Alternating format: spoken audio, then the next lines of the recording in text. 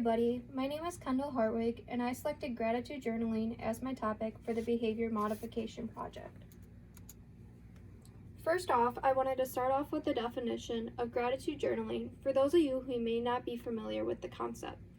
Gratitude journaling is the process of recording and reflecting on things you are thankful for. According to Psychology Today, there are several benefits for gratitude journaling. First benefit is it opens the door to more relationships. Thanking a new acquaintance increases their likelihood of pursuing an ongoing relationship with you. For example, thanking a stranger for holding the door open for you could lead to further conversation in a future relationship in the long run. Next, it improves your physical health. Grateful people experience fewer aches and pains. In addition, grateful people are more likely to take care of themselves. For example, they're more likely to exercise, eat healthy, and go to the doctor. Another thing gratitude journaling can do is improve your psychological health. Gratitude journaling increases happiness and decreases depression. For example, reflecting on the positives of the day can improve one's mood. Gratitude journaling also improves sleeping habits. Studies have shown that it may help you to sleep better and longer. For example, you may fall asleep faster, or you might even experience more restful sleep. The last benefit is it improves your self-esteem.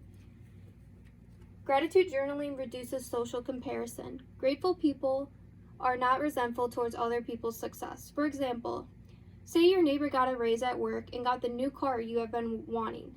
Instead of being angry that you cannot afford that new car, you go ahead and congratulate your neighbor on their promotion and new car. So why did I select this topic? I selected this topic because I have struggled with anxiety and depression for several years. I've tried counseling several times, but it has never been successful for me since I'm not one to talk about my feelings. On top of being anxious a lot, I get stressed out very easily as I strive to be a perfectionist. Oftentimes, I find it hard for me to fall asleep at night because I'm stressed and anxious about what the next day will bring, whether that be exams, clinicals, work. I did some research on the benefits of gratitude journaling and saw that it can decrease your stress and help you sleep better. In addition, I thought reflecting on the positives of each day could help with my depression as well, so I decided to give it a shot. So a little overview about my project. This project was completed over 6 weeks. I started on February 23rd and ended on April 4th, so that's a total of 42 days. Each night before bed, I encouraged myself to spend 10 to 15 minutes writing down things I was thankful for that day. After I finished journaling each night, I wrote down my current stress level on a scale of 0 to 10, 0 indicating no stress and 10 being severely stressed. When I woke up the next morning, I recorded how many hours I slept the previous night and whether I had felt well rested or not. Each day, I rated my progress as either 0, I did not journal, or 10, I journaled.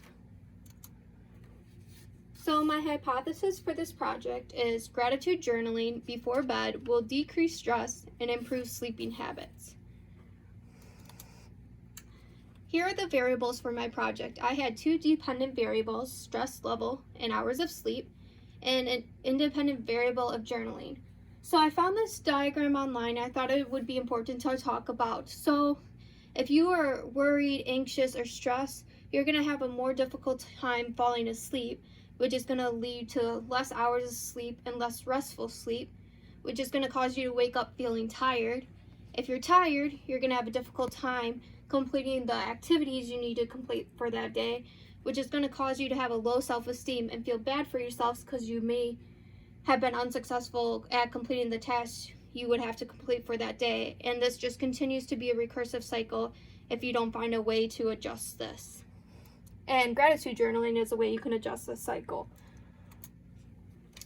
So the first graph I have here just shows the total number of days I journaled and the total number of days I didn't journal. So I had 34 successful days, meaning I journaled, and 8 unsuccessful days, which means I didn't journal. So overall, I had an 81% success rate for this project.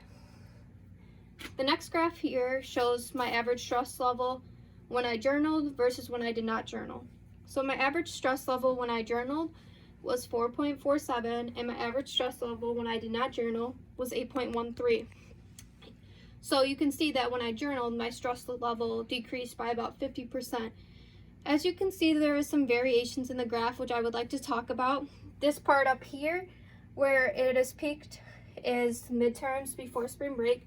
This part down here, where it was plateaued and my stress level was 0, was I was on vacation in Florida for spring break. But towards the end of spring break, my stress level started to increase as flights were getting canceled due to the coronavirus, and I was worried if I would get home or not.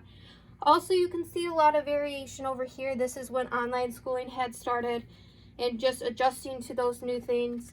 And then over here, you can see this really in peak. This peak, I had to go into work, and I work at the hospital, and I had to treat some corona patients, and that was very stressful and nerve-wracking for me. So I had a very high stress level the night before. Next, I will talk about the average hours of sleep when I journaled and when I did not journal. So when I journaled, I averaged about 7.67 hours of sleep, and when I did not journal, I averaged 6.4 hours of sleep. So there wasn't a huge variation of hours of sleep for me, based on whether I journaled or I did not journal. So now I will talk about the days I felt well rested. So out of the 34 days that I journaled, 21 of those days I woke up feeling well rested, which is about 62%. So that means over half of the days that I journaled, I woke up feeling well rested. Out of the 8 days I did not journal, only 2 of those days I woke up feeling well rested, which is about 25%. So when I journaled, I tended to be more well rested versus when I did not journal. So my goal every day was pretty much the same, to have an optimistic attitude. That's the whole idea of this project. And my attempts to work towards my goal every day was focusing on what I have instead of what I don't have, spending time doing things that I enjoy, which will improve my mood and improve my gratefulness, and spending extra time with my family during quarantine. Even though this online schooling has been a major adjustment and depressing since I don't get to see my friends at school every day, I've been thankful for it because I've been able to spend extra time with my family that I would not normally get to have if I was at school. Next, the reasons for not journaling or the obstacles I encountered from this project. I didn't journal because I was forgetful, I was too tired, I was already comfy in bed and didn't want to get up to grab my journal, and I experienced obstacles about twice a week. Now to talk about the biggest uplifts. I had more uplifts than obstacles for this project. So one of the major uplifts for me was feeling relaxed before bed and not feel like my mind is racing.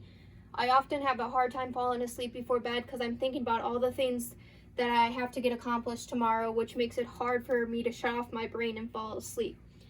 Another uplift was I noticed that even if I had a bad day, that my bad day may be better than people's good days. I also took time to be grateful for the things I often take for granted. For example, health, food, and shelter have been a key concept of things I'm thankful for during this pandemic. Also, I noticed constant improvement in my mood and motivation to have a good day when I journaled, and I experienced uplifts about 5 times a week. So as I continued to do this project, I kind of changed some factors to be more successful. So I noticed that I was forgetful or too tired, and these were reasons I didn't journal. So I decided to leave my journal at my bedside to help limit excuses for not journaling. I also set an alarm at 9 p.m. every day to remind me to journal. And I also made sure to find a quiet environment each night to help facilitate a calming environment to journal. If I were to do this project again, some things I would plan to do differently is think of something different every day that I am thankful for. I noticed some repetition of the things I was thankful for every day. It is okay to be thankful for the same thing multiple days, but I wanted to challenge myself to think outside of the box of things that I am thankful for. Another thing I would change is not only do I want to tell myself the things I am thankful for, but I want to show others I am thankful for those things by my thoughts and actions. So the study results, I was highly successful in modifying this behavior. I had an 81% success rate. Gratitude journaling successfully decreased my stress level by 50%. On the nights I journaled, I fell asleep faster and woke up less times during the night. Gratitude journaling resulted in a longer sleep duration. However, I would not consider this a significant finding, as I only averaged 1 more hour of sleep on the nights I journaled versus the nights I did not journal. Lastly, gratitude journaling resulted in more restful sleep. And then here's my reference page